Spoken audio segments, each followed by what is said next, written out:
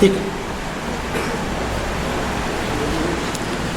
بسم اللہ الرحمن الرحیم. الحمد للہ رب العالمین والصلاة والسلام علی سید الانبیاء والمرسلین وعلی آلہ واصحابہ اجمعین.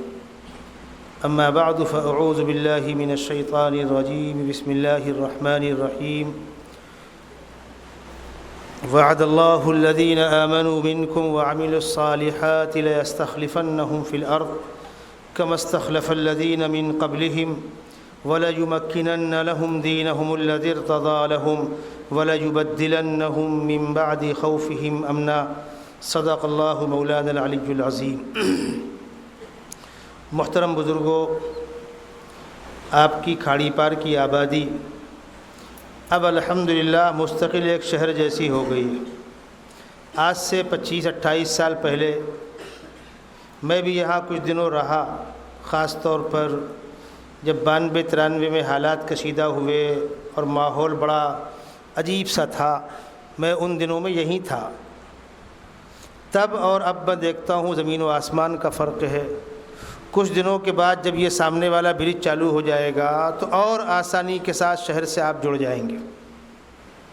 ہماری انجمن احیاء سنت کی کوشش یہ ہوتی ہے کہ شہر کے مختلف علاقوں میں جہاں مسلمانوں کی غریب بستیاں بسی ہوئی ہیں ان کے درمیان جا کر ضرورت کے مطابق، حالات اور تقاضے کے مطابق وہ باتیں بتلائی جائیں جس سے لوگوں کے اندر حوصلہ پیدا ہو، دین پر عمل کرنے کی رغبت پیدا ہو.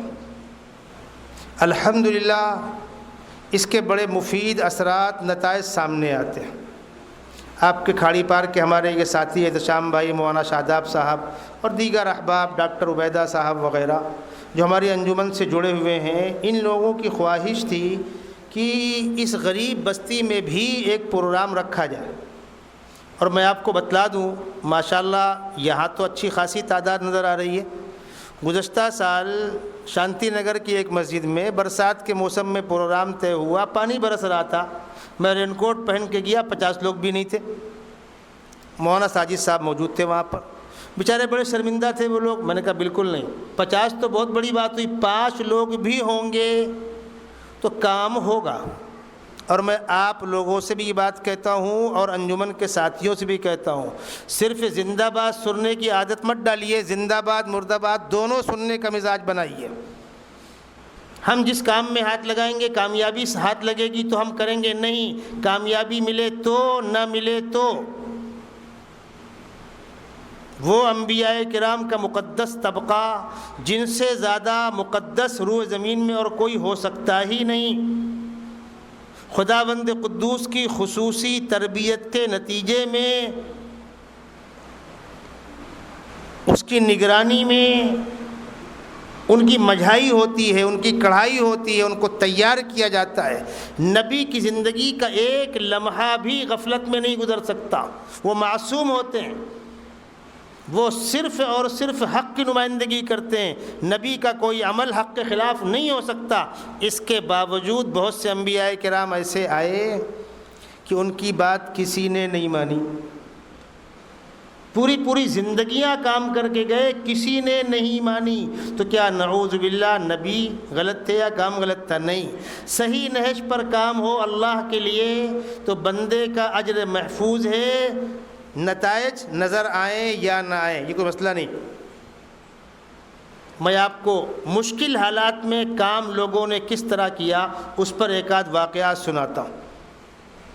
خلیل آباد بستی ضلع میں تھا، اب تو الگ ضلع ہو گیا. وہاں کے ہمارے ایک دوست ہیں، انہوں نے اپنے والد محترم کا واقعہ سنایا.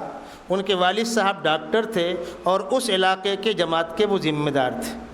انہوں نے بتلایا جب نماز کے بعد کتابی تعلیم کے لیے بیٹھتے تو کوئی ایک بندہ بھی نہیں رکتا تھا، وہ اکیلے فضائل اعمال پڑھتے تھے. انہوں نے حضرت جی مولانا انعام الحسن صاحب سے ملاقات کر کے بتلایا کہ میری بستی میں کوئی ایک بندہ بھی تعلیم میں نہیں بیٹھتا، میں کیا کروں؟ فرمایا تعلیم کرتے رہو، اپنا کام کرتے رہو، تھوڑا زور سے پڑھو بس. وہ نماز کے بعد زور سے پڑھتے تھے. سامنے کنواں تھا، یہی بچے نماز پڑھ کے جا کے وہاں بیٹھ کر گپے بازی کرتے تھے، محلے کے لوگ آتے تھے گپ سڑاکا کرتے تھے۔ تو ان کے پڑھنے کی وجہ سے بچے آپس میں کہنے لگے چاچا ڈاکٹر صاحب کیا پڑھتے ہیں یار، چلو سنتے ہیں۔ ایک آیا بیٹھ گیا، دو آیا بیٹھ گئے، آہستہ آہستہ آہستہ آہستہ پھر ان کی ہی زندگی میں وہ مسجد مکمل بھرنے لگی۔ میں تو یہاں تک کہتا ہوں کہ وہ پوری زندگی پڑھتے رہتے، کوئی نہ بیٹھتا، تب بھی اللہ کے ہاں ان کا اجر محفوظ تھا کہ نہیں تھا؟ یہ کوئی مسئلہ نہیں۔ درسگاہ میں بڑی جماعت ہوگی تو ہم پڑھائیں گے، جلسے میں بڑا مجمع ہوگا تو ہم خطاب کریں گے، یہ نفس کا دھوکہ ہے۔ اپنی بات کہیے، جو لوگ آ گئے نہیں آئے کوئی بات نہیں۔ اس لیے آپ مطمئن رہیے، ہمارے نزدیک اور ہماری انجمن کے ساتھیوں کے نزدیک یہ کوئی مسئلہ نہیں ہے کہ مسجد چھوٹی ہے کہ بڑی ہے، کچی ہے پکی ہے، لوگ امیر ہے غریب ہے، نہیں۔ جہاں ضرورت ہوگی، تقاضا ہوگا، ہمارے انجمن کے ساتھی چل کر جائیں گے۔ مجھے خوشی ہے کہ اتنی اندر کی مسجد، لیکن ماشاءاللہ آپ حضرات آئے اور محبت کے ساتھ، طلب کے ساتھ آئے۔ تو آج کا جو موضوع ہے بہت ہی سیدھا سادہ موضوع ہے، اس کو کوئی غلط معنی پہنا دے تو الگ بات ہے۔ ملک کے موجودہ حالات میں ہمیں کیا کرنا؟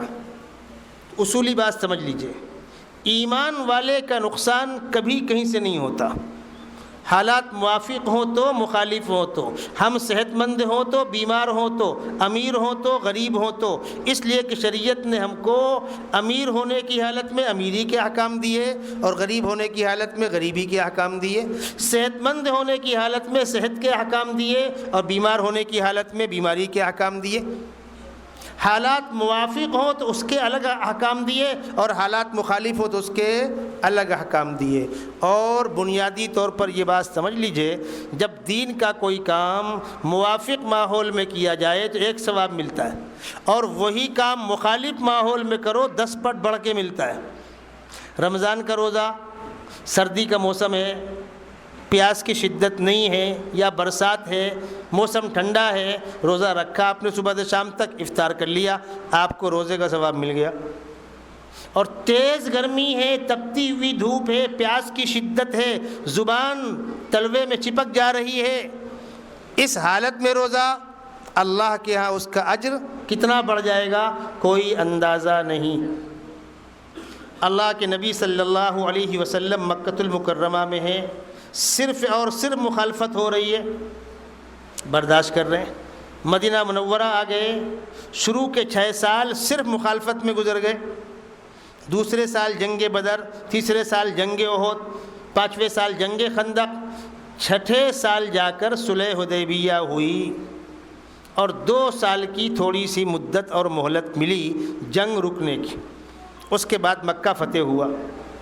فتح مکہ سے پہلے عرب کے سارے قبائل اس انتظار میں تھے کہ اونٹ کس کروٹ بیٹھے گا، پتہ نہیں اللہ کے نبی کو غلبہ نصیب ہوگا کہ مکے والوں کو غلبہ نصیب ہوگا، اور ہم ادھر جائیں اور غلبہ ان کو ملا تو پھنس جائیں گے۔ وہ انتظار میں تھے، وہ اس فیصلہ کن جنگ کے انتظار میں تھے۔ جب مکہ فتح ہوا، یہ طے ہو گیا خطہ حجاز میں طاقت اللہ کے نبی صلی اللہ علیہ وسلم کے ہاتھ میں آ گئی، اور خانہ کعبہ کو گندگیوں سے پاک کر کے اسلامی پرچم لہرا دیا گیا۔ اب خانہ کعبہ میں باجماعت اذان اور نماز شروع ہو گئی۔ تو پھر کیسی بھیڑ بڑھی، ایک ریلا آیا۔ پھر قرآن نے وہ آیت نازل کی، اذا جاء نصر اللہ والفتح ورأیت الناس يدخلون فی دین اللہ افواجا فسبح بحمد ربک واستغفر۔ عبداللہ ابن عباس نے جب یہ آیت سنی تو ان کے آنکھوں میں آنسو آ گئے، وہ رو دیے۔ تو کسی نے پوچھا کیوں روتے ہیں؟ فرمایا اس میں اللہ کے نبی صلی اللہ علیہ وسلم کے انتقال کی اطلاع ہے، آپ کے وصال کی اطلاع ہے، اب آپ دنیا کے اندر بہت دنوں نہیں رہیں گے۔ کہاں ہے اس میں؟ تو ترجمہ ہم پڑھ رہے ہیں، کہیں نہیں مل رہی بات۔ انہوں نے کہا پیغمبر علیہ السلام کی بعثت کا مقصد تھا اسلام کا غلبہ، اور اس علاقے میں اسلام کو غلبہ نصیب ہو گیا، اب جوق در جوق لوگ اسلام میں داخل ہو رہے ہیں، یہی آپ کی بعثت کا مقصد تھا۔ اس کے بعد خداوند قدوس اپنے محبوب کو بہت دنوں یہاں نہیں رکھیں گے، اور ہر شخص جانتا ہے فتح مکہ کے بعد جنگ حنین، اس کے بعد غزوہ تبوک، پھر آپ گئے ہیں حج کرنے کے لیے، اور حج سے لوٹ کر آئے 2.5 مہینے کے بعد فرشتہ آ گیا ملک الموت، چلیے اللہ نے بلایا ہے۔ ہم جیسے حالات میں رہیں، ہم صحت مند ہیں نماز کھڑے ہو کر پڑھیں گے، بیمار ہیں بیٹھ کے پڑھیں گے، نہیں بیٹھے تھے تو لیٹ کے پڑھیں گے، کھڑے ہونے کے الگ احکامات، بیٹھ کے الگ احکامات، لیٹ کے الگ احکامات، امیر ہیں مالدار ہیں زکوٰۃ نکالیں گے، غریب ہیں نہیں نکالیں گے، امیر ہیں مالدار ہیں حج فرض ہوگا، اور غریب ہیں تو نہیں ہوگا۔ حالات کے مطابق اپنے آپ کو ڈھالنا، ایک بات تو مجھے آپ سے یہ کہنی ہے۔ دوسری بات، جتنا زیادہ شور شرابہ ہو رہا ہے، حالات ہرگز اتنے خراب نہیں ہیں۔ الحمدللہ مجموعی طور پر حالات قابل برداشت ہیں، چل رہا ہے نظام، اور جہاں تک دقتیں ہیں پریشانیاں ہیں وہ صرف ہم کو نہیں سب کو ہیں۔ اس ملک کا ہر شہری پریشان ہے۔ کل چدمبرم صاحب گرفتار کر لیے گئے، پوری دنیا تھوک کر رہی ہے، کوئی ایک آدمی پریشان نہیں ہے، چل رہا ہے حالات، اور یہ پھوڑا پک رہا ہے، پھوٹے گا۔ بہت دنوں ظلم ذاتیاں چلا نہیں کرتی، لیکن مسلمانوں کو ان مسائل میں بہت زیادہ پڑھنے کی ضرورت نہیں ہے، تبصرے کرنے کی ضرورت نہیں ہے، اخبار پڑھ کے ہوٹلوں میں بیٹھ کر مت ضائع کرو وقت، لا یعنی وقت ضائع مت کیجیے، عبادات میں لگیے، محنت کیجیے، کاروباری کاروبار کرے محنت سے، مزدور مزدوری کرے محنت سے، اپنے کام میں لگیے، پیسے کا اچھے کام میں استعمال کیجیے، اپنے کھانے پینے پہ استعمال کیجیے، بچوں کی تعلیم پر استعمال کیجیے، اور بچتا ہے ضرورت مندوں کی خدمت میں استعمال کیجیے۔ لغو کاموں سے بچیے، پیسے کے ضیاع سے بچیے، شادی بیاہ میں دنیا بھر کی خرافات سب بند کیجیے۔ بہت شوق ہے بچی سے، آپ کو ہمدردی ہے تو آپ اس کو کوئی چیز دے دیجیے۔ میں باپ ہوں، اللہ نے مجھ کو نوازا ہے، تو میں بیٹی کی شادی میں 5,000 لوگوں کو کھانا کھلا کر کیا کہنا چاہ رہا ہوں؟ 50 لوگوں کو کھلائیے، 10 لوگوں کو کھلائیے۔ لڑکے والوں کو چاہیے کہ وہ کہیں ہم صرف نکاح پڑھنے آئیں گے مسجد میں، ہم سادگی کے ساتھ نکاح پڑھنے آئیں گے، دوپہر میں 11 بجے نہ آ کر 9 بجے آئیے، کھانے کا مسئلہ ہی نہیں، شام کو 7 بجے نہ آ کر 4 بجے عصر میں آئیے، کھانے کا مسئلہ ہی نہیں۔ میں نے دیکھا مالیگاؤں میں ایک نکاح میں نے شرکت کی، ہم لوگ یہاں سے جا رہے تھے، تقریباً 10 بجے ہم مالیگاؤں پہنچے تو بار بار فون آ رہا ہے بہت دیر ہو گئی بہت دیر ہو گئی۔ 11 بجے کے قریب نکاح ہوا، تو میں نے ایک صاحب سے پوچھا، میں نے کیا دیر ہو گئی؟ ارے بھائی نکاح تو 11 بجے ہوتا ہے، 11 بجے ہوتا ہے، 12 بجے ہوتا ہے، زور بعد ہوتا ہے۔ کہنے لگے نہیں، وہ آپ کی بھیونڈی کا رواج الگ ہے، ہمارا الگ ہے۔ کیوں؟ اس نکاح کے بعد پھر لوگ منڈپ نہیں ڈھونڈتے کھانا کہاں ہے، اپنے اپنے گھر جاتے ہیں۔ نکاح ہوا، ایک ہنڈے میں شربت تھا، جتنا پہنچا، باقی اللہم خیر، کچھ چوارے بیٹھ گئے، سارا مجمع نکل کے اپنے اپنے گھر، ہم 2-4 مہمان باہر کے بچے۔ تب سمجھ میں اچھا یہ 9 بجے نکاح کیوں کرتے ہیں، تاکہ ذہن میں یہ خرافات رہے ہی نہیں کہ ہمیں کھانا کھانا ہے۔ سب چلے گئے، اب جس کو اس غریب نے بلا رکھا ہے 150 لوگوں کو، وہ آ جائیں گے۔ سادگی کے ساتھ ہلکا پھلکا کچھ کھلا دیا گیا، نہ مہمانوں کو شکوا نہ سماج کو کوئی شکوا۔ ہمارے یہاں جتنا آپ تماشے بڑھاتے جائیں گے اتنے تماشے بڑھتے جائیں گے، اور اس کی کوئی آخری منزل اور کوئی اینڈ نہیں ہے۔ اس سے کہیں بہتر ہے اس پیسے کو بچاؤ، بچوں کی تعلیم پہ لگاؤ، بچیوں کو کوئی ایسی چیز دیجئے جس کے چوری ہونے کا اندیشہ نہ ہو، سڑنے گلنے کا اندیشہ نہ ہو۔ آپ نے بچی کو 40 تولہ 50 تولہ سونا دے دیا، جہیز کے نام پر 10 لاکھ کا آپ نے جہیز دے دیا، یہ کس کام میں آنے والا ہے؟ دل خوش کرنے کی باتیں ہیں یہ۔ اس پیسے کو بچا کر آپ نے اس کو ایک مکان دیا ہوتا، ایک دکان دی ہوتی، ایک پن پٹی دی ہوتی۔ اب 50 تولہ سونا دے دیا، رمضان کا مہینہ آیا، سال پورا ہو گیا، پہلے سال داماد صاحب شرما حضور زکوٰۃ نکال دیں گے، اگلے سال مسئلہ پوچھیں گے ہم سے، حضرت وہ زیور تو اس کا ہے، زکوٰۃ کس پر؟ تو ہم کیا جواب دیں گے؟ اس پر۔ سیدھی سی بات ہے۔ اب اس نے کہا کہ وہ زکوٰۃ، تو زکوٰۃ نکالے کہاں سے؟ اتنا پیسہ ہونا چاہیے، وہ زیور تیرا ہے تو جان۔ تو وہ کمانے جائے گی؟ یہاں سے اختلافات شروع ہوتے ہیں۔ اگلی بات سنیے، اب وہ جس کمرے میں کباڑ میں زیور رکھا ہوا ہے وہ اپنی اماں کے یہاں جا رہی ہے، کمرہ کھلا چھوڑ کے جائے تو ماشاءاللہ ہر فیملی میں ایک آدھ شریف بچے ہیں، کوئی ہاتھ پھیر دے گا؟ تالا بند کر کے جائے، ساس صاحبہ کا منہ پھولا ہم میں چور سمجھتی بند کر کے جاتی، کیا کریں گے آپ؟ یہ گھر گھر کے مسئلے ہیں، اور اس میں آوک کیا ہونے والی؟ کچھ نہیں آوک ہونے والی۔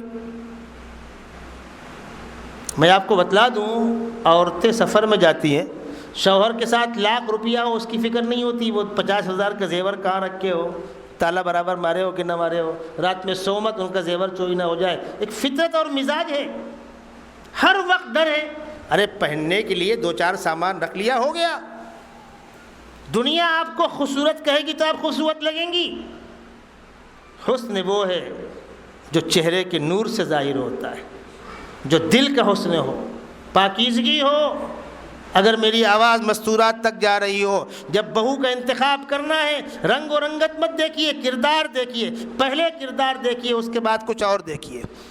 اگر گھر کا سکون چاہتی ہے، آنے والی بہو اپنی ساس کو اپنی ماں کا درجہ دے، گھر کو پرسکون بنائے، نئی نسل دیندار بنے، تو دیندار بچیوں کا انتخاب کیجیے۔ حسن صورت چند روزہ، حسن سیرت مستقل، اس سے خوش ہوتی ہیں آنکھیں، اس سے خوش ہوتے ہیں دل۔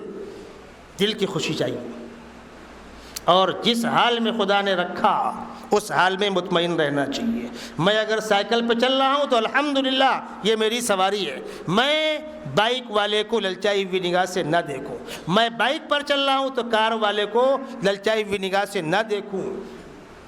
جس حال میں اللہ نے ہم کو رکھا ہے اس حال میں ہم خوش رہیں، اس کو کہتے ہیں قناعت۔ آپ محنت کریں، کمائیں، کسی نے آپ کو منع نہیں کیا، لیکن یہ اس کو دیکھ رہا ہے، وہ اس کو دیکھ رہا ہے، وہ اس کو دیکھ رہا ہے، یہ اس کے لباس کو دیکھ رہا ہے، وہ اس کے لباس کو دیکھ رہا ہے۔ آج مصیبت یہ ہے، کپڑا بدن ڈھکنے کے لیے نہیں، ضرورت پوری کرنے کے لیے نہیں، دوسروں کو دکھانے کے لیے پہنا جا رہا ہے۔ تو کیا ہوگا پھر ہوگا کیا؟ خاص طور پر عورتیں کپڑا لاتی ہیں، 4 لوگوں نے تعریف کر دی، بہت خوش، اور کسی نے کہا بنگال لے کر آ گئی تو اس کا دل ٹوٹ گیا، وہ سلاتی ہی نہیں اس کو۔ کیا کریں گے آپ؟ ایک دوسرے کے دکھانے کی جو ہوڑ لگی ہوئی ہے، اس کا انجام کیا ہو رہا ہے معلوم ہے؟ ایک بڑے مالدار کے ہاں شادی تھی لڑکی کی، 200 باراتی آئے، اس نے براتیوں کو ناشتے میں چاندی کی پلیٹ میں ناشتہ دیا، پلیٹ اور چمچی چاندی کی، اور کہا ناشتہ کرو، یہ پرچ آپ کی، یہ پلیٹ چمچی آپ کی، ایک ایک پاؤ چاندی کی پلیٹ تھی وہ، 200 باراتی کو اس نے دیا، یعنی 50 کلو چاندی استعمال کی، اور یہ سوچا کہ پورے علاقے میں آج میرا نام ہی نام ہوگا۔ کچھ لوگوں چوراہوں پہ کھڑا کر دیا، دیکھو لوٹتے ہوئے لوگ کیا تبصرہ کرتے ہیں۔ تو لوگ کھانا کھا کے جا رہے تھے، بہت سخی آدمی یار، ہر باراتی کو 1 پاؤ چاندی دی۔ دوسرا بولا تم کو معلوم نہیں ہے، کنجوسی کر گیا، وہ سونے کی دیتا اس کا کچھ نہ بگڑتا، چاندی کی دے کر کے پلٹا دیا، بخیل آدمی ہے۔ جب یہ اطلاع ملی حضرت سرٹیفکیٹ بخیلی کا ملا، سر پکڑ لیا اس نے اپنا۔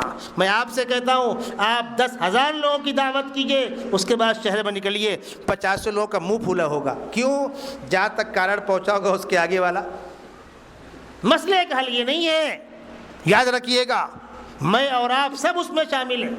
یہ سماج کی مصیبتیں ہیں، ہم نے مصیبتیں پالی ہیں۔ اللہ کے نبی صلی اللہ علیہ وسلم فرما رہے ہیں ان اعظم النکاح برکتاً ایسرہ مؤونتاً، سب سے بابرکت نکاح وہ ہے جس میں جھمیلے کم سے کم رکھے جائیں، اور وہی پاکیزہ طریقہ نکاح کا جو ہمارے اجتماعات میں ہوتا ہے۔ بچی تو وہاں آئے گی نہیں، بچی کا ولی آئے گا، دولہا بیٹھا ہوگا، اب پورا مجمع گواہ ہے۔ ایک بار خطبہ پڑھ دیا گیا، اس کے بعد سر سر سر سر سر سر سر سر۔ جب کلیان میں 91 میں اجتماع ہوا، آپ کو یاد ہوگا، اس پار اجتماع ہوا تھا جہاں بعد میں بکرا بازار، اب تو وہاں سے برج نکل گیا۔ اس وقت اجتماع میں نکاح ہو رہے تھے،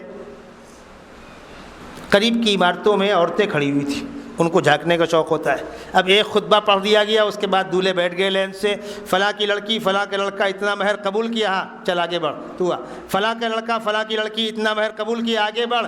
اب جب عورتوں نے دیکھا کہ یا اللہ اس طرح نکاح ہو رہا ہے تو اپنا سر پیٹ رہی ہے، میں کھڑے دیکھ رہا تھا، وہ آپس میں سر پیٹ رہی ہے، یہ کون بیچارے جن کی قسمت پھوٹ گئی ہے، ان کے ماں باپ کو گھوڑے میں دولہے کو بلانے کی اور سہرا مالا پہنانے کی اور تماشا کرنے کی توفیق نہیں تھی. سیدھی سی بات یہ کر لو. زندگیوں میں سکون نہیں ہوگا. زندگیوں میں سکون اس سادگی میں ہوگا. مرضی آپ کی، آپ یہ کریں یا وہ کریں. میں آپ کو واقعہ سناؤں سادگی پر. حضرت شیخ مولانا زکریا صاحب رحمۃ اللہ علیہ، ان کی 2 بیٹیاں، ایک مولانا یوسف صاحب کو، ایک مولانا انعام صاحب کو. وہ مولانا طلحہ کی سوتیلی بہنیں تھیں. یہ وضاحت کر دوں میں آپ کو، ان کی 2 ماں تھیں. وہ پہلی ماں سے تھی وہ دونوں بیٹیاں. مولانا طلحہ صاحب مولانا الیاس صاحب کے نواسے ہیں. مولانا طلحہ صاحب مولانا یوسف صاحب کے سگے بھانجے ہیں. ان کو کون سی بیٹی حضرت شیخ کی ہوئی؟ دوسری بیوی سے. مدرسہ مظاہر سہارنپور کا جلسہ تھا. حضرت شیخ نے اپنے گھر میں کہا کہ بچیوں کا نکاح تو کرنا ہے. بات لگ چکی تھی، تاریخ طے نہیں ہوئی تھی. بچیوں کا نکاح کرنا ہے، اسی جلسے میں نکاح پڑھا دیتا ہوں. اور یہ دونوں وہاں پڑھ رہے تھے، مولانا یوسف صاحب مولانا انعام الحسن صاحب، جو نمبر 2 اور نمبر 3 حضرت جی رہے. جا کے اپنی اہلیہ سے کہا کہ بچیوں کے منہ ہاتھ دھلا دو، مغرب بعد جلسے میں نکاح کرنا ہے. تو اہلیہ نے کہا کہ کچھ پہلے بتلایا ہوتا، ایک آدھ جوڑ کپڑا سل دیتی. اس لیے کہ حضرت شیخ کا خاندان خوشحال خاندان تھا، وہ غریب لوگ نہیں تھے، ذمہ دار خاندان تھا. اللہ نے بہت دے رکھا تھا. فرمایا خالی نکاح ہی تو ہونا ہے، جو کپڑے ہیں پہنا دو، تکلف مت پڑو. اور مدرسے کے جلسے میں حضرت شیخ نے خود نکاح پڑھا دیا. جب اس کی اطلاع کاندلہ پہنچی خاندان میں تو پورا خاندان بغاوت کر گیا. ناک کٹا لی زکریا نے پورے خاندان کی. کیا بچیاں لاوارث تھیں؟ کیا ہم برات بلانے کے لائق نہیں تھے؟ 1500 لوگوں کو کھلانے کے لائق نہیں تھے؟ میٹنگ بیٹھ گئی. کیا کرنا؟ تو ایک نے کہا زکریا کا بائیکاٹ کرو، بالکل سماج سے باہر کرو، ٹاٹ باہر کرو. دوسرے بڈھے نے کہا ٹاٹ باہر کر کے کیا پاؤ گے؟ وہ تو آتا ہی نہیں ہے، وہ تو گاؤں میں آتا ہی نہیں، وہ تو مدرسے میں رہتا ہے. اور ہزاروں ہزار بڑے علماء اس کے شاگرد اور خلفاء ہیں، تم کیا پاؤ گے اس کا بائیکاٹ کر کے؟ بولے بائیکاٹ مت کرو، ڈنڈ لگاؤ. ڈنڈ کیا لگاؤ؟ اس سے کہو دعوت کر، مار کے دعوت لو اس سے. اب وہ سارے دیہاتی پگڑ باندھ کے لاٹھا ٹیکتے ہوئے پہنچے وہاں تک مدارس علوم میں. تو نے ہمارے خاندان کی ناک کٹا دی، دعوت کر. حضرت شیخ خاموش بیٹھے ہوئے ہیں. بولے تیرے پاس نہ ہو تو ہم دیں گے. اس نے کہا بکرا میں نے دیا، مسالہ میں نے دیا، چاول میں نے دیا، روٹی میں، لیکن دعوت کر. مار کے دعوت کرائی. کیوں؟ ان کی ناک کٹ رہی تھی. حضرت شیخ نے فرمایا میں نے اتباع سنت پر عمل کرتے ہوئے کر دیا، آپ لوگوں کو جو لگے وہ کیجیے. آج بھی سہارنپور میں، دیوبند میں، نانوتا میں، گنگو میں، تھانہ بھون میں بڑے بڑے خاندان موجود ہیں جن کے نکاح عصر کے بعد مسجد میں ہوتے ہیں.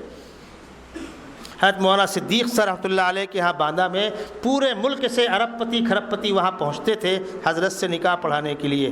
حضرت نماز کے بعد اعلان کرتے بھائی ذرا رکیے گا، نکاح ہوگا، اور ساتھی کے ساتھ نکاح ہوتا، دعا دے دیتے. یہ ایک اشارہ کر رہا ہوں، خرافات سے ہم بچیں، پیسے کو بے مقصد ضائع کرنے سے بچیں. لباس ضرورت کے مطابق ہو، اچھا آپ پہن لیجئے، لیکن بس ہوڑ لگی ہوئی ہے 500 روپے میٹر اور 700 روپے میٹر کپڑا جس کی زندگی 6 مہینے بھی نہیں ہوتی. بمبئی میں ہم ایک مجلس میں گئے، لوٹتے ہوئے ان لوگوں نے گاڑی روکی.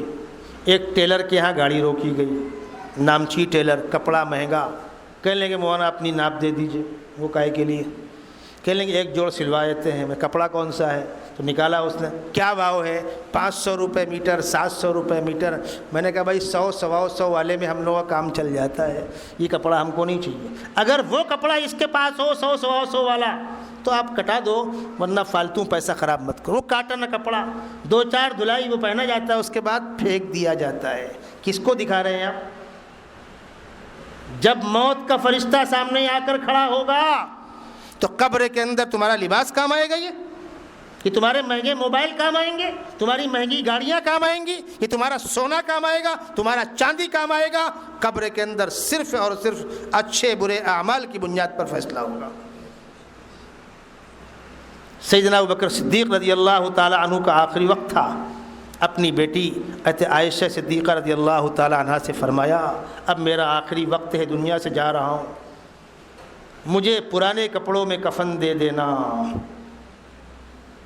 تو عائشہ صدیقہ نے فرمایا ابا جان نئے کپڑے کا انتظام ہو سکتا ہے. فرمایا کیا حاصل ہے؟ جہاں جا رہا ہوں وہاں ان کپڑوں سے فرق نہیں پڑنے والا ہے, وہاں اعمال کام آئیں گے, وہاں اعمال کام آئیں گے. عمر ابن عبدالعزیز خلیفہ ہیں, 9 صاحبزادے ہیں, ان کے انتقال ہو رہا ہے.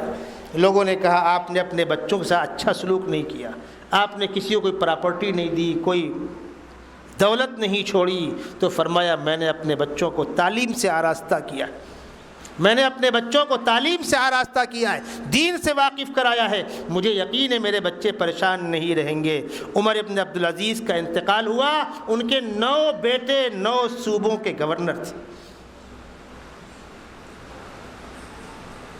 ان کی اہلیہ فرماتی ہے کہ خلافت کا بوجھ پڑنے کے بعد میں نے اپنے شوہر کو رات میں بستر پر نہیں دیکھا, مصلی بچھا کر تہجد پڑھتے ہوئے فجر ہوتی تھی. وہ عمر ابن عبدالعزیز جو شاہی خاندان کے تھے, ان کے لیے خوشبو پیشل بن کے آتی تھی, اس خوشبو کا استعمال کرتے تھے, جس گلی سے گزرتے تھے پوری گلی مہک جاتی تھی. لیکن جب خلافت کی ذمہ داری پڑی تو وہی سادہ لباس. ایک دن عمر ابن خطاب جمعہ کی نماز میں لیٹ پہنچے, لوگوں نے پوچھا وجہ؟ فرمایا کرتا دھو کے پھیلایا تھا, سوکھنے کا انتظار کر رہا تھا.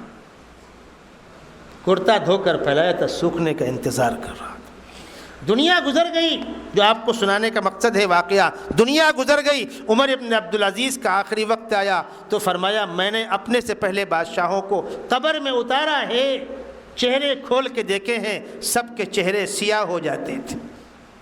جب تک زندہ ہو کچھ بھی کر لو کرو فر, قبر میں جانے کے بعد نظام دوسرا ہے. فرمایا جب مجھ کو قبر میں رکھنا تو میرا بھی چہرہ کھول کے دیکھنا, کہیں میرا چہرہ تو سیاہ نہیں ہوتا ہے. عمر ابن عبدالعزیز کا جنازہ قبر میں رکھا جا رہا ہے, ایک ہوا کا جھونکا آیا اور اس میں ایک پرچہ اڑتا ہوا آ کر گرا, جس کو کھول کے پڑھا گیا تو اس میں لکھا تھا براءۃ من اللہ لعمر ابن عبدالعزیز من النار. اللہ کی طرف سے عمر ابن عبدالعزیز کو آگ سے آزادی کا پروانہ دیا جاتا ہے. جب چہرہ کھول کے دیکھا گیا تو چمک رہا تھا چہرہ. کیا چاہتے ہیں ہم؟ قبر کی زندگی کو کیسی بنانا چاہتے ہیں؟ سب کچھ یہیں لے لینا چاہتے ہو؟ دنیا 4 دن کی ہے. وما الحیات الدنیا الا متاع الغرور. امیر کی امیری میں کٹ جائے گی, غریب کی غریبی میں کٹ جائے گی. حالات کا شکوہ. اس ملک میں آزادی کے بعد ایسے حالات پیدا ہو گئے تھے, ہر طرف قتل عام جاری تھا. اس وقت بہت جماعتیں گئیں, لوٹ کر نہیں آئیں. کوئی شکوہ نہیں. وہ حالات بتلائے نہیں جاتے لوگوں سے. کمزور معدے ہیں, تحمل نہیں کر سکیں گے. اللہ کے بندوں نے کس طرح کام کیا ہے. مولانا منظور نعمانی کی کتاب ہے تحدیث نعمت, پڑھیے اس کو. وہ لکھتے ہیں کہ ہم لوگ جاتے تھے تو آج تو مسئلہ ایسا ہے کہ ممبر میں کہ برآمدے میں کہ اندر کی باہر جھگڑے اسی میں ہو رہے ہیں, ہماری ناک کٹ جا رہی. اس وقت تو مسجد آبادی کے اندر ٹھہرنے کی اجازت نہیں تھی. لوگ جا کر کھلیانوں میں کھیتوں میں سوتے تھے اور وہیں کسانوں سے بات کرتے تھے. چنے اور دیل پھلا کر کے کھا کر اللہ کا شکر ادا کر کے آگے بڑھ جاتے تھے. پیدل کام کرتے تھے. کوئی شکوہ نہیں. کس کے لیے کیا؟ اللہ کے لیے کیا. ان بزرگوں کی قربانی کا طفیل ہے کام وجود میں آیا. ہم نے ان اساتذہ سے پڑھا ہے جنہوں نے طالب علمی فاقے کیے, اپنے حالات بتلائے ہوں کہ ہم لوگوں نے اس طرح پڑھا. دین قربانیوں کے ساتھ چلا ہے, قربانیوں کے ساتھ پھیلا ہے. آسائشیں ہوں کوئی بات نہیں, نہ ہو شکوے کی کوئی ضرورت نہیں. کھا کر سوئے تو بھی الحمدللہ, اور بغیر کھائے سوئے تو بھی الحمدللہ. ایمان والے کا کہیں سے نقصان نہیں. ہاں, خدا سے رشتہ ہمارا مضبوط ہونا چاہیے, خدا سے رشتہ مضبوط ہونا چاہیے. ابھی آپ دیکھیے مغربی مہاراشٹر میں سیلاب آ گیا, مکانات بہہ گئے, ڈھا گئے. اب سروے ہوگا تو جس کے پاس مکان کا پروف ہوگا معاوضہ اسی کو ملے گا نا بھائی. آپ کیا خدا نہ خواستہ غریب بستی میں آگ لگ جاوے, جھوپڑے 100 200 500 جل جاویں, تو سروے میں معاوضہ کس کو ملے گا؟ جس کے پاس وہاں ہونے کا پروف ہوگا, اس محلے میں رہنے کا پروف ہوگا, معاوضہ اسی کو ملے گا نا. ایمان والو, دنیا کے حالات سے ہم گھبرا رہے ہیں. اگر خدا نہ خواستہ جان کا نقصان ہوا, مال کا نقصان ہوا, تو اللہ کیا کب ملے گا؟ جب اس رجسٹر میں نام تو لکھا ہو. آج ڈر اس بات کا ہے کہیں وہاں سے نام تو نہیں کٹ گیا. اس رجسٹر میں نام تو لکھا رہنے دو. وہ نام کب رہے گا؟ جب خدا سے رشتہ مضبوط ہوگا۔ ارے دنیا کے اندر لٹ پٹ گئے،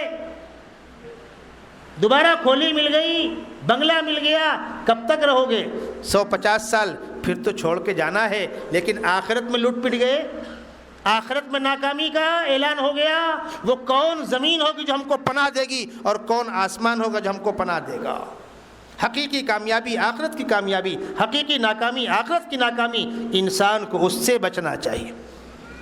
حضرت شیخ الہند جن کو مالٹا کی جیل میں قید کیا گیا، جب مکے سے گرفتار کیے گئے، ایک جملہ ارشاد فرمایا، الحمدللہ بمصیبت گرفتار بودم نہ بمعصیت۔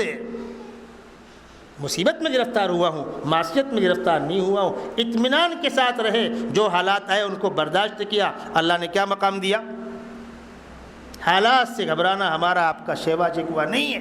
تمنا آبرو کی ہو اگر گلزار ہستی میں، تو خاروں میں الجھ کر زندگی کرنے کی خو کر لے۔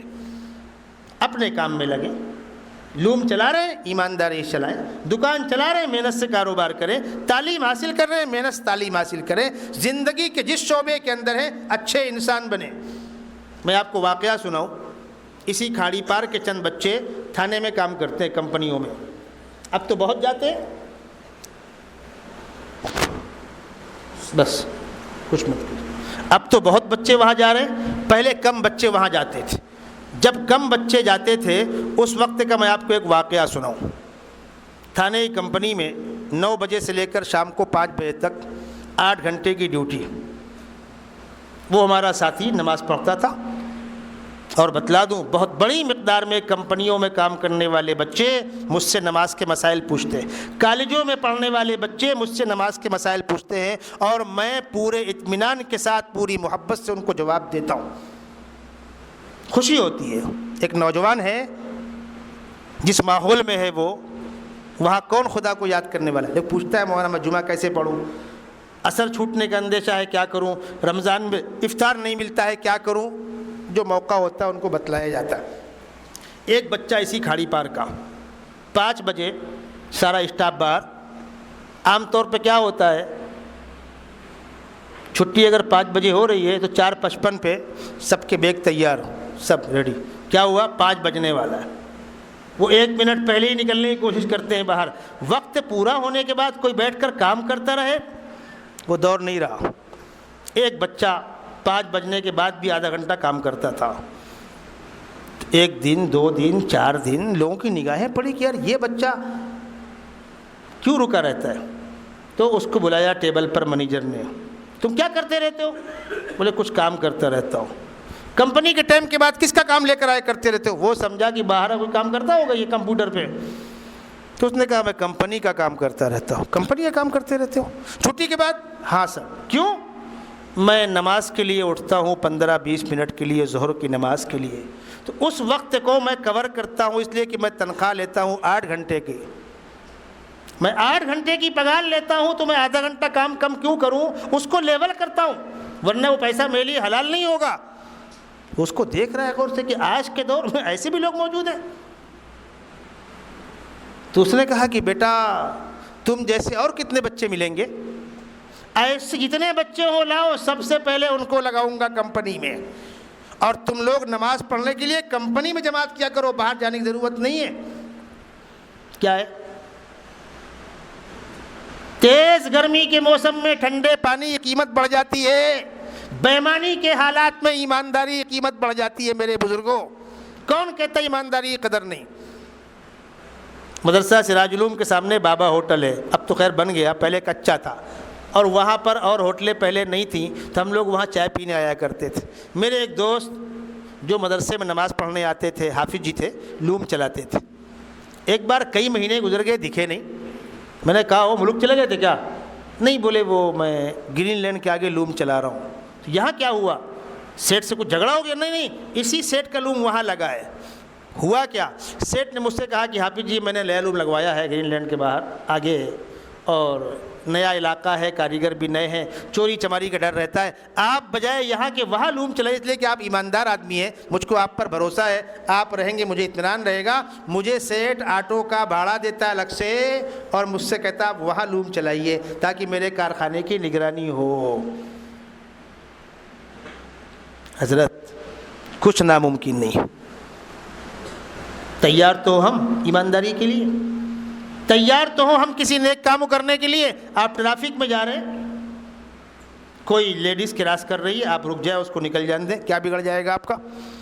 آپ ٹرین میں چڑھ رہے ہیں، کوئی کمزور چڑھ رہا ہے، اس کو آپ چڑھا دیں، کسی کمزور کو اتار دیں، کیا بگڑے گا آپ کا؟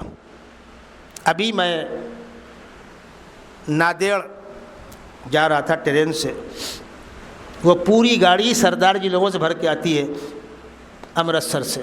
نادیڑ میں ان کا بہت بڑا گرودوارہ ہے. میرے سامنے جو صاحب تھے ان کی اٹیچی بڑی سی تھی، پیروں سے معذور تھے. اترنے کے وقت آیا، میں نے ان سے پوچھا آپ کو اتار دوں؟ کہنے لگے ہاں. میں نے کہا آپ کی اٹیچی بڑی ہے، میں سپورٹ کر دوں؟ نہیں میں اتر جاؤں. میں نے کہا آئیے. میں 2 اٹیچی لے کے اترا، ایک اپنی ایک ان کی. جو ہم کو لینے آئے تھے انہوں نے دونوں اٹیچی پکڑ لی. وہ سمجھے دونوں مولوی صاحب کی ہوگی. میں نے کہا نہیں، ایک میری ہے، ایک اس بھائی کی ہے. وہ ہندو بھائی تھا. وہ نیچے اترا، میرے پیر چھوا، میں نے اس کو دعا دی اور وہ چلا گیا. کیا بگڑا میرا؟ ہم غور کریں، 24 گھنٹے میں اٹھتے بیٹھتے آتے اور جاتے ہم نے انسانیت کی کون سی خدمت کی؟ اللہ کے نبی صلی اللہ علیہ وسلم طائف کے میدان میں، طائف کے بازاروں میں پتھر کھا رہے ہیں، ہم کڑوی کسیلی بات برداشت کرنے کو تیار نہیں. فلاں نے ایسا کہہ دیا، ارے کہہ دیا ہوگا، اللہ نے 2 کان کہہ دل دیے، اس سے شروع سے نکال دو. ٹکراؤ کی پالیسی مت اپنائیے. اور خدا نہ خواستہ کہیں جان پر بڑھے تو آپ کو دفاع کرنے کا پورا اختیار ہے. پھر بزدلی کوئی چیز نہیں، ایمان والا بزدل نہیں ہوتا. لیکن ٹکراؤ مسئلے کا حل نہیں ہے، ٹکراؤ مقصد نہیں ہے. ٹکراؤ دکھانے والے ملک کا ماحول گندا کرنا چاہ رہے ہیں، اور گندے ماحول میں کوئی سنجیدہ بات نہیں ہو پاتی. آخری بات غور سے آپ سنیے گا. ہمارے پاس قرآن، ہمارے پاس سیدنا محمد صلی اللہ علیہ وسلم کی سنتیں، اسلام جیسا پاورفل مذہب، ہم دنیا کے سامنے اس کی اچھائیاں پیش کر کے ان کو اپنے سے قریب کر سکتے ہیں. کوئی اسلام سے قریب نہ ہو، کوئی اسلام میں داخل نہ ہو جائے. یہ سارے تماشے اس لیے ہو رہے ہیں. اس وقت ملک جس موڑ پہ آ کے کھڑا ہوا ہے، یہ وہ موڑ ہے جس طریقے سے پانی برستا ہے نا تو پہلے گرم پڑتا ہے نا، بہت گرم پڑ رہا ہے، بہت گرم پڑ رہا ہے، پھر جم جم جم پانی برسے گا. اب تم چاہو پانی برسے گرمی نہ ہو، ہونے والا ہے؟ کبھی نہیں ہوگا. بچے کی پیدائش سے پہلے پین ہوتا ہے، پین نہ ہو بچہ پیدا ہو جائے، ہوگا. امت بچے کی خوشخبری سننا چاہ رہی ہے لیکن درد برداشت کرنے کو تیار نہیں. درد کو برداشت کرو، مشکل حالات میں استقامت پیدا کرو، خدا سے دعائیں کرو. اس ملک میں وہ دن آنے والا ہے، رات میں سو گے تو حالات کچھ اور ہوں گے، صبح ہو گئے تو حالات کچھ اور ہوں گے. ہماری مسجدیں تنگ ہو جائیں گی، ہمارے ادارے تنگ ہو جائیں گے. اپنے اکابر سے آپ سنتے ہیں کبھی کبھی مسجدیں بڑی بناؤ، اللہ نے ان کے اوپر حالات کھول رکھے، وہ خوشخبری سنا رہے ہیں. لیکن وہ دن ہم کو آپ کو نصیب ہوگا یہ اس کی گارنٹی نہیں. کیوں؟ ہم اور آپ اس لائق نہیں ہیں کہ ہم کو دیکھ کر کوئی اسلام قبول کرے. اور قرآن نے 1400 سال پہلے کہا تھا واللہ الغنی وانتم الفقراء وان تتولوا یستبدل قوما غیرکم ثم لا یکونوا امثالکم. بندو، خدا کا کچھ بننے بگڑنے والا نہیں ہے. تم خدا کو مانو تو خدا ہے، نہ مانو تو خدا ہے. یہ دنیا کے تماشے، خدا کی خدائی کے آگے کوئی اس کی حیثیت نہیں ہے. اللہ بے نیاز ہے، تم محتاج ہو. اگر اپنے آپ کو دین کے لیے، قربانی کے لیے تیار کر سکتے ہو تو کرو، ورنہ تم کو خدا بیچ سے ہٹا دے گا، نئی قوموں کو لا کر کھڑا کرے گا جو یہ نہیں پوچھیں گے سنتی تو ہے، فلاں غلطی سے اسلام سے کیا نکل جائیں گے.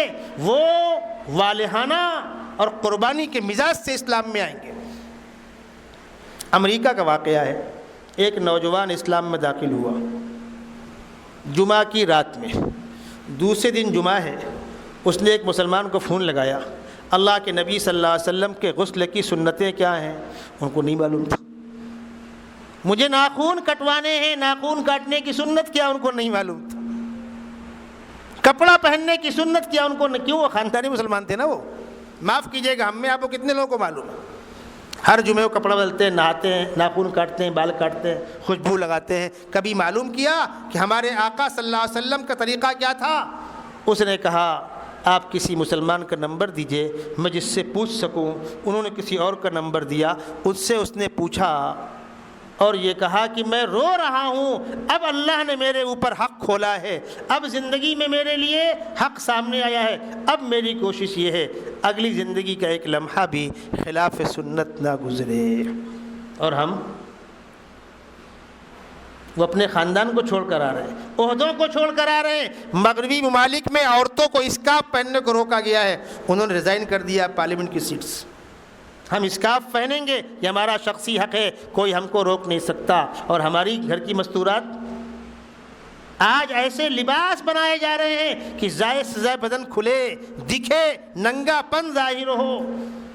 کبھی کبھی اپنے گھر کی مستورات کے لیے نقاب کے کپڑے کی ضرورت پڑتی ہے، بازار میں جاؤ تو ہم جو چاہ رہے ہوتے وہ ملتا ہی نہیں. بولتے ہیں مولانا اس کا تو کسٹمر آتا ہی نہیں، یہ جو آپ جو بول رہے ہو سادہ نقاب، اس کا تو کسٹمر کبھی آتا ہی نہیں ہے. کپڑا لے لو، سلوا لو، ورنہ ماشاءاللہ نقاب ایسا ہے جو نہ دیکھتا وہ بھی دیکھے.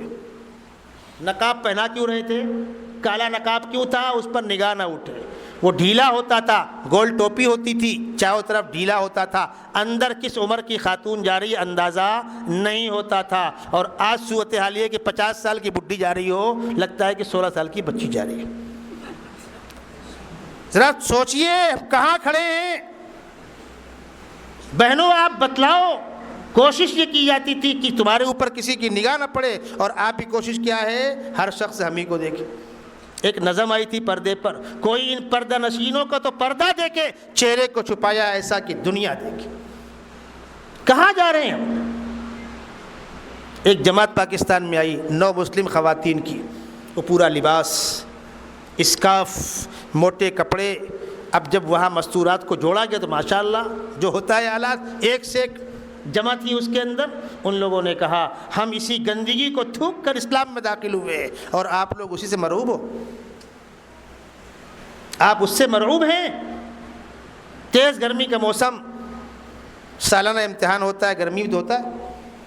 آپ کے ہاں فروری مارچ میں ہوتا ہے، ہمارے ہاں مارچ اپریل میں ہوتا ہے. یو پی میں تیز گرمی. ایک بچی نقاب اوڑھ کر امتحان گاہ میں آئی تو ایک مسلم ٹیچر اس سے بولتی کہ بیٹا اتنی تیز گرمی میں تم نقاب پہنتی ہو، کیسے برداشت ہوتا ہے؟ کون کہہ رہا ہے؟ یہ مسلم خاتون کہہ رہی ہے. اس بچی نے کیا جواب دیا وہ سنیے. اس نے کہا میڈم اس وقت سورج 25 کروڑ میل کے فاصلے پر ہے، یہ گرمی برداشت نہیں ہو رہی ہے. میدان محشر میں سورج سر کے اوپر ہوگا اور اللہ کے فرماتے ہیں رب کاسیات فی الدنیا عاریات یوم القیامہ. دنیا کے اندر ننگا لباس پہننے والیوں کو الگ سے عذاب ہوگا میدان محشر میں. تو میڈم یہ گرمی برداشت نہیں تو وہ کیسے برداشت ہوگی؟ ایک تو برداشت کرنا ہے، یا تو یہ یا تو وہ. اس بچی نے نقاب نہیں نکالا. اسلام کی عظمت دلوں سے خود نکل گئی.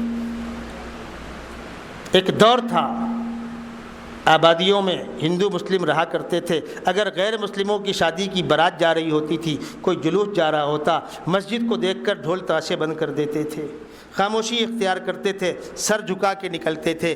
جس دن سے ہم مسلمانوں کی باراتوں نے اذان ہو رہی ہے تو ہونے دو، نماز ہو رہی ہے تو ہونے دو، ڈھول تاشے بند نہیں کیے تو غیروں کے دلوں سے مسجد کی عظمت نکل گئی. اسی بھونڈی کا واقعہ ہے.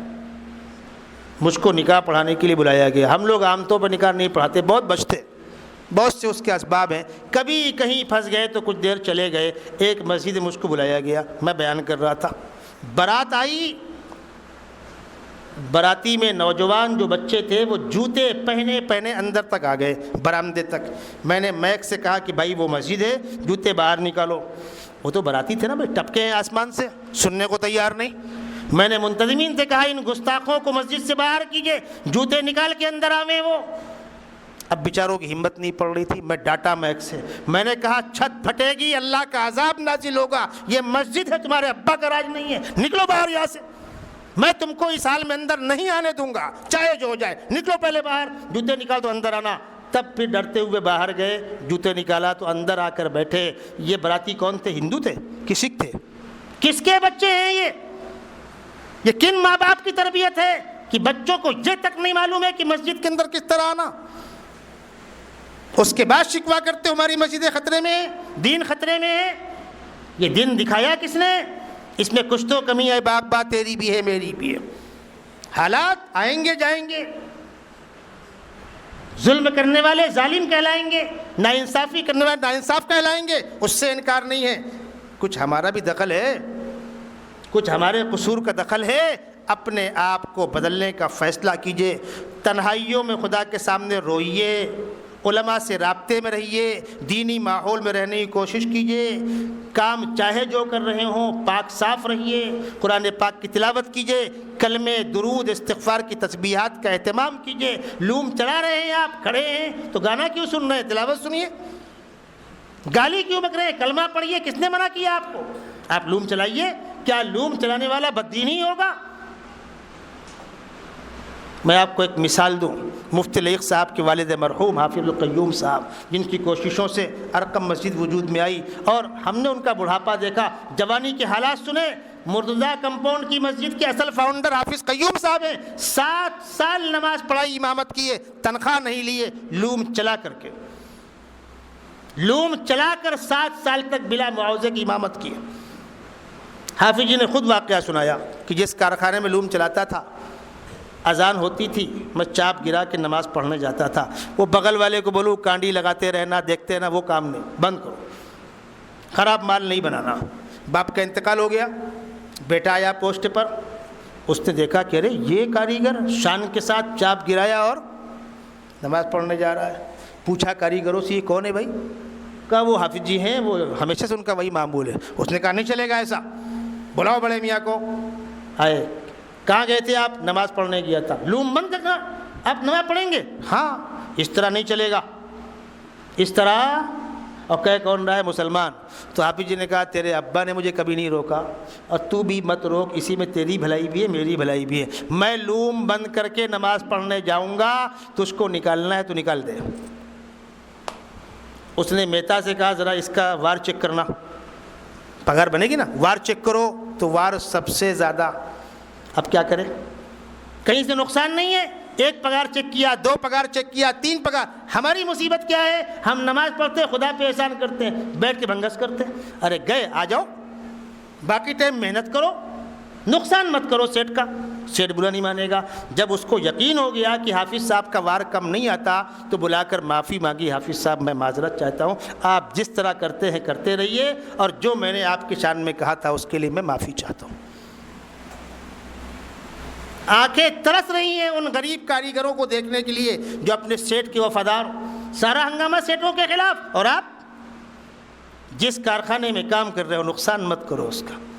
اور اگر ہم کو اللہ نے مالدار بنایا ہے، ہمارے انڈر میں لوگ کام کرتے ہیں، تو واجبی حق ان کو دیا جائے۔ نہ سیٹ کاریگروں کا حق مارے، نہ کاریگر سیٹ کا حق مارے، نہ بیوی شوہر کی خیانت کرے، نہ شوہر بیوی کی خیانت کرے۔ حضرت مولانا ذوالفقار صاحب نے واقعہ لکھا امریکہ کا۔ ایک نوجوان خوبصورت سی گاڑی میں پیٹرول ڈلانے گیا تو وہاں پیٹرول بھرنے والی لیڈیز تھی۔ وہ آئی، اس نے سلام کیا نوجوان سے، جواب دیا، مسافر کے لیے ہاتھ بڑھایا تو نوجوان نے ہاتھ روک لیا۔ تو اس نے کہا کیا بات ہے، میں آپ کو پسند نہیں آئی کیا؟ ایک کھلا ماحول ہے۔ اس نوجوان نے کہا بہن مسئلہ پسند آنے نہ آنے کا نہیں ہے، یہ ہاتھ کسی کی امانت ہے۔ اس نے کہا کیا مطلب؟ اس نے کہا اس ہاتھ کو پکڑنے کا حق اس کا ہے جس سے میں نے نکاح کیا ہے، یہ ہاتھ کسی اور کے ہاتھ میں نہیں جائے گا۔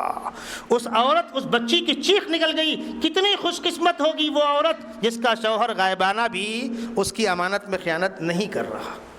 شوہر بیوی کی حق تلفی نہ کرے، بیوی شوہر کی حق تلفی نہ کرے، زندگی جنت کا نمونہ بن جائے گی۔ اور آج گھر جہنم کا دے بنے ہوئے۔ اللہ تبارک و تعالیٰ ان مشکلات سے امت کی حفاظت فرمائے۔ مجھے خوشی ہے آپ حضرات کی مجھے خوشی ہے آپ حضرات کی محبتوں کے نتیجے میں، ہمارے احباب کی کوششوں کے نتیجے میں، اور خاص طور پر چیف ٹرسٹی بشیر بھائی، ہمارے امام صاحب قاری الرزاق صاحب، محلے کے دیگر احباب جن کی کوششوں سے یہ پاکیزہ مجلس منعقد ہوئی۔ اور میں آپ سے کہوں گا ایک آدھ 2 مہینے کے بعد جب بھی آپ کو ایسا لگے پیغام کہلا دیجئے مولانا شاداب صاحب سے، ہمارے احتشام بھائی سے، دیگر ساتھیوں سے، انشاءاللہ ہم انجمن کے مشورے میں اس کو بھی شامل کریں گے۔ ہماری کوشش یہ، ہم چاہیں مسجد اقصیٰ میں کر سکتے، واجہ محلے میں کر سکتے، سراج العلوم میں کریں، بڑی مسجدوں میں کریں۔ ہمارا ٹارگٹ یہ ہوتا ہے جہاں ضرورت ہے وہاں پروگرام ہونا چاہیے، اس لیے کہ وہاں ہوتے رہتے ہیں اور یہاں کوئی نہیں آتا۔ 500 لوگ ہوں کہ 50 لوگ ہوں کہ 5 لوگ ہوں، مسئلہ اس کا نہیں ہے، میں بار بار کہہ رہا ہوں۔ ٹھیک ہے آپ لوگ آئے، ہمیں خوشی ہے، اگر 50 لوگ بھی ہوتے تب بھی ہمیں خوشی ہوتی ہے۔ میں انشاءاللہ آئندہ بھی آپ حضرات کی محبتوں سے مطالبہ آئے گا، آپ کو موقع دیا جائے گا، علماء کو بلائیے، بیانات کرائیے، وذکر فإن الذکریٰ تنفع المؤمنین، ایمان والوں کو نصیحتیں کیجیے، نصیحت کارگر ہوتی ہے، جب بات کہی جاتی ہے تو ایمان تازہ ہوتا ہے۔ اللہ تبارک و تعالیٰ آپ کے آنے کو، بیٹھنے کو، کہنے سننے کو قبول فرمائے۔ دیکھیے ماشاءاللہ ہمارے شکیل بھائی، ان کو معلوم ہو جائے کہ جلسہ کہیں دینی ہو رہا ہے، اپنے بزرگوں کی کوئی نہ کوئی اہم کتاب لے کر یہ آ جاتے ہیں۔ کتاب کے سلسلے میں ایک بات سمجھ لیں، اکثر ایسا ہوتا ہے ہم کہتے ہیں کتابیں مطالعہ کرو، آپ سوچتے ہیں کون سی لیں، کس کی لوں، پتہ نہیں کیا لکھا ہو۔ جب کوئی عالم دین کتاب کو ہاتھ میں لے کر یہ کہے کہ میں نے کتاب پڑھی، کتاب معتبر ہے، آپ پڑھیے، فائدے مند ہے، اب 2 فائدے ہو گئے آپ کے۔ آپ 10-20 روپے کی کتاب لیں گے، 10 سال پڑھی جائے گی اور آپ کو اطمینان ہوگا کہ میں جو لایا ہوں اس میں کوئی تکلیف والی بات نہیں ہے۔ یہ 2 کتابیں ہیں، ایک کتاب ہے قرآن و حدیث کے انمول موتی، اس کے اندر دعائیں ہیں، سنتیں ہیں، کاروبار میں برکت کیسے ہو اس کی دعائیں ہیں، اور دوسری کتاب ہے مسنون دعائیں، اسلام، کلمات نماز، کلمات دعائیں، سنتیں، مسائل، احادیث، بہت پاکیزہ دونوں کتابیں ہیں۔ شکیل بھائی باہر بیٹھیں گے، کتنے کی بھائی ہے؟ دونوں 50 روپے کی۔ آپ حضرات لیں، ان کو پڑھیں، گھر میں بچیوں کو، مستورات کو پڑھنے کو دیں۔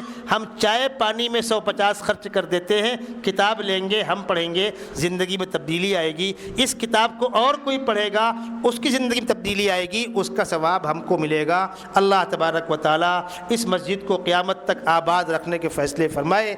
جو پڑ پٹی کی یہ مسجد دیکھ کر دل سے دعا نکلی، جن اللہ کی بندوں کے محنتوں سے بنی ہوگی۔ میں کبھی پہلے آیا تھا، کچی تھی اس وقت، پکی بعد میں بنی ہے۔ اللہ تبارک و تعالیٰ اس کو ہمیشہ ایسے ہی آباد رکھے اور محلے والوں سے اس کو آباد رکھے۔ بہت خوشی کی بات ہے، درود شریف پڑھ لیں، دعا کر لیں۔ اللہم صلی علی سیدنا مولانا محمد وعلی آل سیدنا مولانا محمد وبارک وسلم۔ اللہم وفقنا لما تحب وترضى واجعل آخرتنا خیرا من الاولی۔ پروردگار عالم، ہم تیرے کمزور عاجز بندے ہیں، بھلے کاموں میں لگنے کی توفیق نصیب فرما، برے کاموں سے بچنے کی توفیق نصیب فرما، با مقصد کاموں میں لگنے کی توفیق نصیب فرما، بے مقصد لایانی کاموں اور باتوں سے بچنے کی توفیق نصیب فرما۔ زندگی 4 دن کی ہے، امیر کی امیری میں، غریب کی غریبی میں، نیکی کرنے والوں کی نیکی میں اور لاپرواہوں کی لاپرواہی میں گزر جائے گی۔ خدا بندہ وقت کی بربادی سے ہماری حفاظت فرما، ہمارا ایک ایک لمحہ، ایک ایک منٹ اپنے دین کی خدمت کے لیے قبول فرما، ہماری جان و مال کو، ہمارے اسباب کو، ہمارے وسائل کو اپنے دین کی خدمت کے لیے قبول فرما، دین کا خادم مجاہد بنا کر زندہ رکھ، اور جب خاتمہ ہو تو ایمان کے ساتھ شہادت کی پاکیزہ موت نصیب فرما۔ خداوندہ اس پورے مجمع کی مغفرت کے فیصلے فرما، ان کو اپنے دین سے قریب آنے کی توفیق نصیب فرما، دینی ماحول میں، دینی کاموں میں جڑنے کی توفیق نصیب فرما۔ پروردگار عالم، بیماروں کو شفا نصیب فرما، پریشان حالوں کی پریشانیوں کو دور فرما، کاروبار میں جو لوگ قرضے میں آ گئے ان کے قرضوں کی ادائیگی کے غیب سے اسباب پیدا فرما، اس شہر کے کاروباری بحران کو دور کرتے ہوئے پھلنے پھولنے اور برکت نازل کرنے کے فیصلے فرما، آپس میں میل محبت پیدا فرما، ایک دوسروں کے حقوق پہچان کر ادا کرنے کی توفیق نصیب فرما۔ آج کے اجلاس کو کامیاب کرنے میں جن ساتھیوں کی جیسی بھی کوشش تھی اس کو قبول فرما، اور اس قسم کے پاکیزہ اجلاس مجلسیں بار بار منعقد کرنے کی توفیق نصیب فرما۔ مرنے سے پہلے سچی پکی توبہ نصیب فرما، دنیا کے اندر بھی نیکوں کا ساتھ نصیب فرما، آخرت کے اندر بھی نیکوں کا ساتھ نصیب فرما۔ وصلی اللہ تعالی علی خیر خلقہ محمد وعلی آلہ واصحابہ اجمعین برحمتک یا ارحم الراحمین۔ کس کا ہے یہ؟ میں کہتا نہیں